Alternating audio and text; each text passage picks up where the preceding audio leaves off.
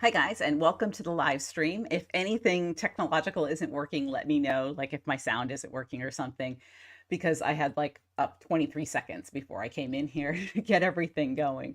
Nice to see so many people already here. Wendy and Miss Blogger and Robert and Gayla and Heather. So excited to see you all here. I've kind of missed you guys because I've been sick ever since last week. I think you guys, anybody that was here last week saw that I was a little bit sick and I kind of stopped early. I'm still sick. It's ridiculous. I don't know if it's maybe getting older or what, but it's not fun. Anyways, I'm excited to be here and excited to write with you guys today. I'm totally excited about the video that I'm going to load next week, which I just finished recording, which is all about what makes a bestseller and what components go into a best-selling novel. In the meantime, I have video up about, I totally forgot what my video is, the one I loaded this week. I'll figure it out. If you're for the first time here, what we do is we write for 15 or 10 minutes at a time. We do sprints, literally like in track, where you just go as fast as you can. You don't think about it. You just write. And I also will put up a writing prompt for those of you that are struggling with something. And today's prompt is, what kind of illness has your character had in the past? And I can see, I'm sure you guys see where this was prompted from. And what broken bone or surgery, how did that impact them? Because sometimes, like if they've broken a bone or they've had a major surgery or even a major illness, it makes them afraid of things or less apt or more apt to take risks. How did that impact them? Because that can be a really great little thing that you can use for your characters. Hey, Gayla. Yes, I do want to get the t-shirts that I have right here, the Write a Better book, up on like a Printify or something like that. I've just been insanely busy and traveling so much. I think I've been to 9 states in 6 months, and I'm going to another place tomorrow for a couple of days. It's just a matter of just staying in one place long enough to sit down with my son, who's going to design my t-shirts, and just get it done. So yes, I agree on the t-shirts. Nice to see you, Cheryl and Silverali. And those of you who normally watch on Facebook, Facebook is just being contrary today and refusing to allow live streams. I don't know why. Above my pay grade, honestly. So let's get started on our first 15 minutes. And I've set for 45. That might be a little bit too long. And I'll play some music and you guys write. And if you're watching this on the replay, you could totally do it along with us. I just like the peer pressure of writing with other people. And I like the, timed things so that you know that it's going to be over. And if you want to try the writing prompt during the session, go right ahead. So let me get that started and we can write our first thing.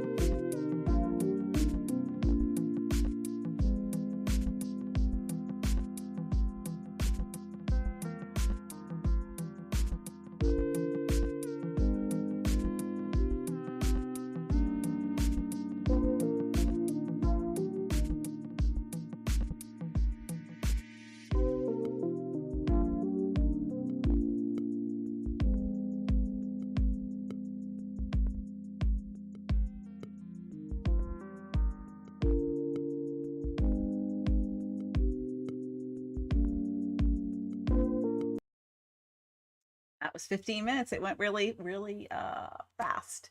So I was working on client work because I'm wicked behind from being sick and out of town and all of that. So I hope you guys all had great writing for your 15 minutes. Miss Blogger had some questions. What is your comfort genre? Do you mean the genre that I read all the time, like as a comfort thing? And my guilty pleasure trope. So right now I'm not doing too many tropes because I'm writing a totally different genre than I used to. Um, I think I really, when I was writing romance and women's fiction, I really liked the second chance kind of trope. But yeah, I don't read a lot of either of those genres because I write them, and so I don't want any of that bleeding over into my own work. I tend to read horror and suspense and thrillers and things like that when I'm reading. And right now I'm reading a bunch of nonfiction because I'm writing a book for a client who kind of wants to model it on a couple of other nonfiction books that are out there. So I'm trying to get through both of those for him. And I did just read Prince Harry's autobiography, which was awesome. So things like that that are sort of extra. Michael J. Fox's autobiographies and Matthew Perry's, those things are things that aren't going to change anything in my writing style or anything like that. They're not going to teach me as much about writing. They'll teach some about storytelling. Those are sort of guilty pleasure books that I love. And Wendy, great job on 252 words. That is awesome. I think I only wrote like 2 paragraphs, but you know. And so I remembered the video that I released this week because I swear it's been a very scattered week. It was about the hack that I used to write 10 books when I was working full time and I had 2 little kids, and the way that I kind of got that all done because it was hard. I was constantly running here and there and, getting dinner on the table and keeping the house clean and letting the dog out and doing laundry and all of those things. And when you have a busy life, whether you have kids or dogs or a job or whatever that's sucking up many hours of your day, it can be really difficult to make writing a priority. And that's part of why we have these sprints, so that you guys have a place to go where you can kind of make the writing a priority for a hour or so.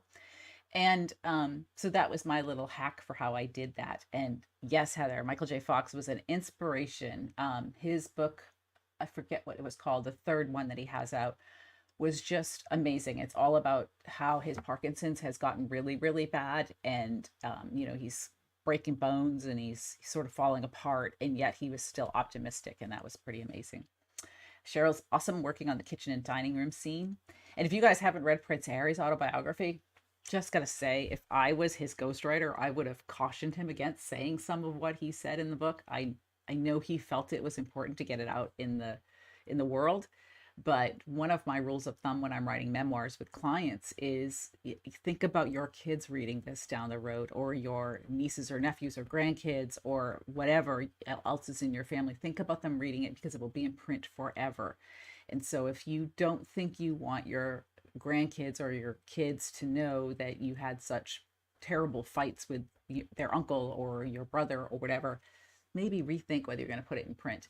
I think a lot of times people really kind of put stuff down on paper that maybe they think about later and don't really want it there. Robert, I do not get up at 4:30 anymore. Thank goodness. I don't think I could anymore. My kids are grown. I have 5 kids over, between my husband and I, my second husband and I, we have 5 kids over 25, 20, 21, 21. So they're all grown up and all on their own. So I don't have to get up that early. When I'm on deadline, though, I'll usually get up around 6 just to have an extra hour or so before I go to my day job, my company work that I do, and write extra words those days. So yes, I agree, Heather. It was a great memoir. It was heartbreaking. It really was, but he's got some issues with family, rightly so. I'm not saying that the royal family doesn't have their own issues, but some of it I don't think should have been put in print, but It's not my autobiography. So awesome, guys. I think that answered everybody's questions that we had. So let's do another 15 minutes and write a little bit more and get some more going. Here we go.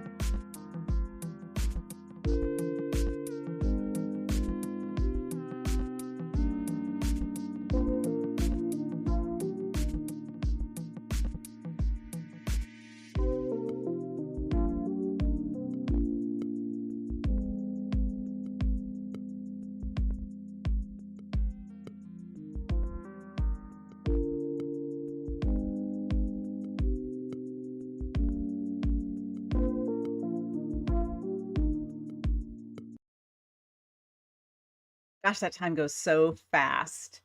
It really does. What does the it's so good job, Silver Ollie, on 245 words. And Miss Blogger, what does the plot you're a sucker for involve? I really read very widely. So I'm always looking for a book that I connect with in some way, shape, or form. I'm not married to any one kind of plot or any one kind of book. If the book interests me and I think that the writing is really, really good and it's the kind of book that makes me want to try harder as a writer, that's what I read. So I have a wide variety of books on my shelves, and it's all about the story and the emotional connection. That's really what I'm looking for. And frankly, that's what most readers are looking for.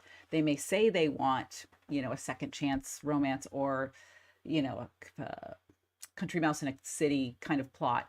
But what they're really reading for is that emotional connection between them and the character, because you can get the reader to follow along with any kind of story if they connect with the character. Wow, Karen, 404 words. That is awesome. And Wendy, 215. I don't know what I wrote. I just kept working on my client's chapter. And half a mo, good to see you here. 350 words. So glad you're here. It's been a while. I'm excited to have everybody here. And if my voice gets a little hoarse, it's because I'm still sick. So very sorry about that. If you guys aren't already a member of the Writing Compelling Fiction Circle community, I know that Karen is. That's where I posted about this event. You can join it right here. It's free. All the handouts are there. All of the downloads are there. We load different resources throughout the month. I'm a little behind on that because, again, I've been traveling a lot. It's really, really hard to stay on top of stuff when you're doing that. And but you can join it for free and download all of the stuff there. And it also helps you keep up with my schedule, like the things that I'm teaching or offering and stuff like that, because we post all of that in that one central location. So you guys are doing great. Nice to see everybody. Silver Ollie, 287 words. You guys are rocking it. So let's do another 15 minutes because I find I need the 15 minutes as opposed to 10. And then we'll do a 10-minute one. And that'll be awesome. And we'll get lots done. All right. Oh, yes, Karen. I'm glad you're enjoying the setting video. I really do like cool settings. And I thought about that when I was in the Stranger Things store, which I had my Stranger Things sweatshirt on earlier today, but I took it off, that I really wanted to do something on setting. Robert, 336 words. And if you all don't know, Robert does handwriting, which is amazing to me that he can write that many words. I couldn't read my words if I wrote that fast. Anyways, let's do 15 more minutes, guys.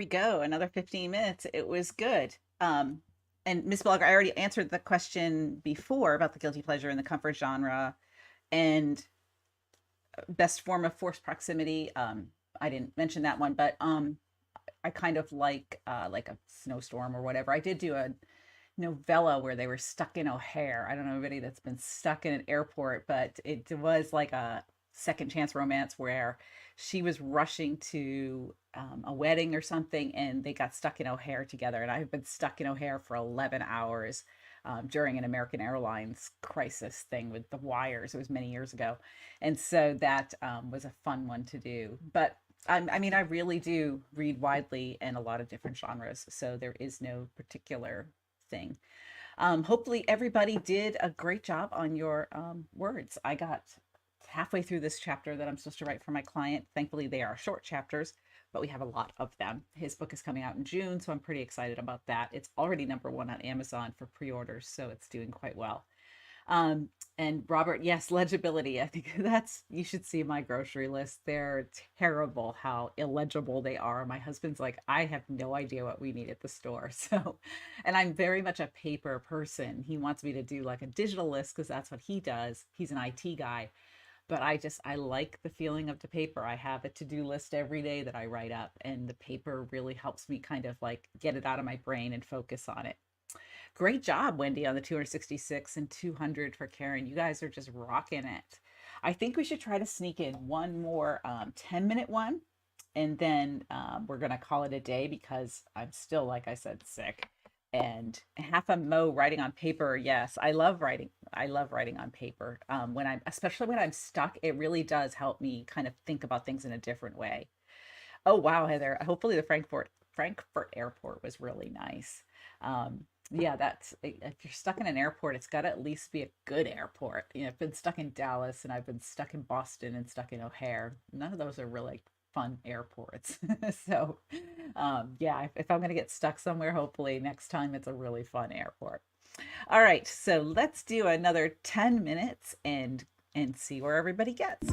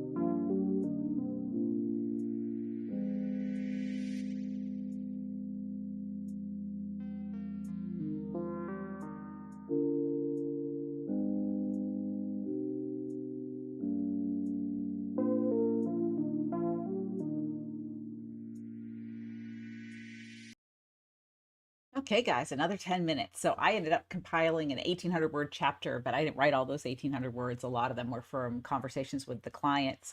So, yes, I've done a lot of that kind of thing where I'm just kind of compiling what the client has written. And yes, Half-Mo, I agree. Writing on paper is just so much more fun. Although, again, my handwriting is absolutely atrocious, so I can't always read it. Oh, cool, Heather. I've never seen an airport that had a grocery store. Great job, Robert, on 345 words and 245 for you, Silverali.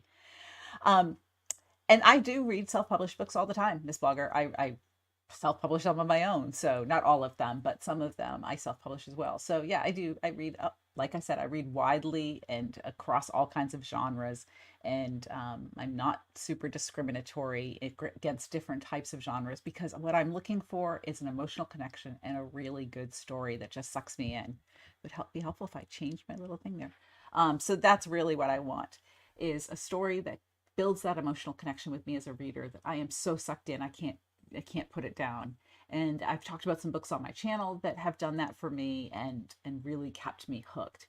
Which when you're a writer and you've written a lot and you've coached and edited a lot of other people's work, it can be really hard to get sucked into a book because you tend to be much more choosy and you're kind of caught up in the errors and the ways that the author worded things. So when a book does that, I am in it and I'm going to read it all the way to the end. I do think that life is too short for bad books. There are so many great books out there. So if a book is bad to me, and again, that's subjective, everybody has different tastes and different books that they love. If I don't enjoy a book, then I'm going to put it down and not read it. I'm not even going to review it or anything like that because, again, other people may love it and it may be great for somebody else that is interested in a different type of book. But for me, I'm just going to go pick up a book that whisks me away into another world, like every book has since I've been like, I don't know, 4 or 5 when I first learned to read. So, yes. And great job, Wendy. 882 words altogether. You're doing fantastic. So, that's basically all the time I have today. I'd love to do more, but I am still battling a cold here, and I think my Dayquil is wearing off. I appreciate you guys writing with me today, and we'll be back again next Friday. I should actually be in town for more than 5 minutes next week. So I will see you all next week, and I'm really hoping that I get to write my own book next week. So excellent job, everybody. I'll see you all in a week. Have a great weekend.